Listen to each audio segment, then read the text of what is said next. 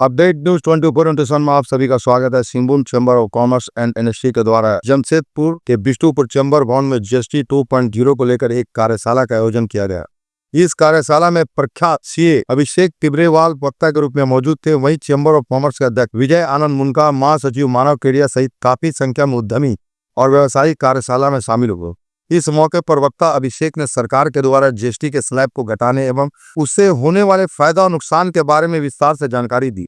इस कार्यशाला के बारे में चैम्बर के उपाध्यक्ष राजीव अग्रवाल ने बताया कि सरकार ने जीएसटी के 4 स्लैब में से 2 स्लैब घटा दिए हैं। पूर्व में 5%, 12%, 18% और 28% का जीएसटी लगता था, लेकिन नई जीएसटी अधिनियम में 5 और 18% को रखा गया और 28% को 40% कर दिया गया है, जो विलासिता संबंधी उपयोग में आने वाले सामानों पर निर्धारित की गई है। उन्होंने यह भी बताया कि नए नियम में उद्यमियों, व्यवसायियों और आम जनों को भी फायदा होगा। वर्तमान में कार व्यवसाय में 20% की बढ़ोतरी हो गई है। इससे अंदाजा लगाया जा सकता है कि आने वाला समय में सभी को इसका लाभ प्राप्ति हो। आइए जानते हैं और भी अधिक विस्तार से। सत्र चल रहा है सर, क्या है? देखिए, सत्र जो चल रहा है वो जीएसटी जो 2.0 सरकार ने लागू किया है उसके ऊपर है। और जितने भी जीएसटी में जो चेंजेस आ रहे हैं जीएसटी 2.0 के अंतर्गत, जो ऐसा कहा जा रहा है कि ये जीएसटी का एक नया प्रावधान है और ये एक नया जीएसटी है पूरे इंडिया के लिए। तो ये चैम्बर के माध्यम से ये बताना सारे मेंबर्स को, जितने भी लोग जुड़े हुए हैं चैम्बर से, बहुत ज़रूरी, क्योंकि मेजर चेंजेस हुआ है। 2 मेजर रेट इसमें से हटा दिए गए हैं। जो 12% और 28% का रेट है उसको डिलीट कर दिया गया है। और काफ़ी जुड़े हुए उससे जो प्रोविजंस हैं डेबिट क्रेडिट नोट को लेकर के, एमआरपी डीलर्स के लिए, होटल इंडस्ट्रीज़ के लिए, ट्रांसपोर्टर्स के लिए, तो उसके लिए जो जानकारी है वो जानकारी लोगों तक पहुंचाना बहुत ज़रूरी है। उसी के लिए हमने कलकत्ता से जो अभिषेक तिब्रेवाल जी हैं, बहुत बढ़िया स्पीकर हैं, उनको बुलाया है और वो सेशन कंडक्ट कर रहे हैं। 2 स्लैब रखा है, 2 स्लैब हटा दिए गए हैं, तो इससे उद्यमियों, व्यवसायियों और आम पब्लिक को कितना फ़ायदा होगा? मुझे लगता है कि काफ़ी कॉमन जो लोग हैं उनको काफ़ी फ़ायदा मिलेगा। आप जैसा देख रहे होंगे कि अभी कार अगर ऑटोमोबाइल इंडस्ट्री को अगर हम लोग लेते हैं तो ये काफ़ी अच्छे रूप में सबके सामने आ रहा है कि ऑटोमोबाइल इंडस्ट्री का रेट, जो कार्स की रेट है वो काफ़ी कम हो गए हैं।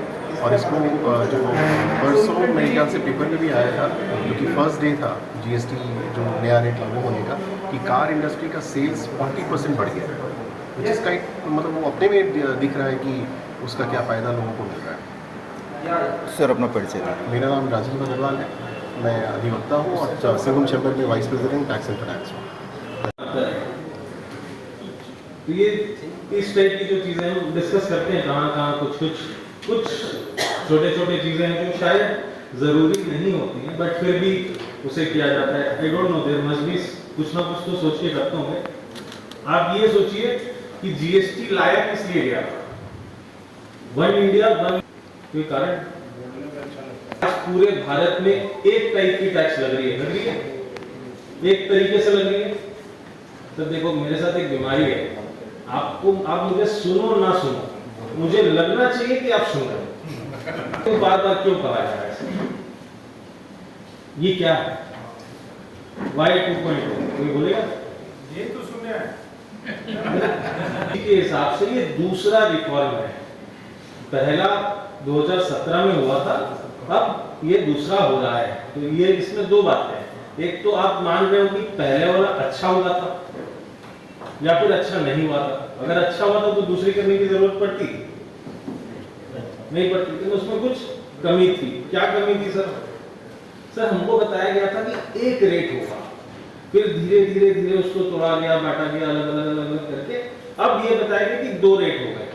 जैसे ही 2 रेट हुए तो उन्होंने बोला ये काम करो, 28 को तुम कितना कर दो, 50, तो फिर 3 रेट हो गए।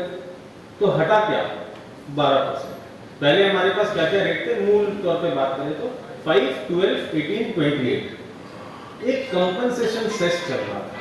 आपको इस पीछे की पूरी स्टोरी आपको बताऊं वो क्यों आया। सर, जीएसटी कंपनसेशन सेस का जो पीरियड था वो ओवर हो रहा था, एक्सटेंडेड पीरियड ओवर हो रहा था। जीएसटी कंपनसेशन सेस क्यों लाया गया? जीएसटी आने के पहले स्टेट्स की अपनी रेवेन्यू थी और सेंटर की अपनी रेवेन्यू थी। इन्होंने बोला एक काम करो, हम सब मिलकर लेंगे और बांट के खा लेंगे। तो जब बांटने का समय आया तो बोले गए कि नहीं भाई, कुछ स्टेट्स हैं जैसे कि हमारा बंगाल, जहाँ पे हम कुछ बनाते नहीं, हम सिर्फ कंज्यूम करते हैं। तो कंजम्पशन बेस पे हमारे यहाँ पे कंजम्पशन इतना और मैन्युफैक्चरिंग इतना कम है कि हमारी रेवेन्यू बहुत गिर जाए। जब हमारी रेवेन्यू अगर इतनी गिर जाए तो उसको कंपनसेट कैसे करेंगे? बोले भैया सेंटर वाले क्या करेंगे, उनको कंपनसेशन सेस दे देंगे, कंपनसेट कर देंगे। जमशेदपुर की खबरों के साथ बने रहने के लिए हमारे चैनल को लाइक और सब्सक्राइब करना ना भूलें। धन्यवाद।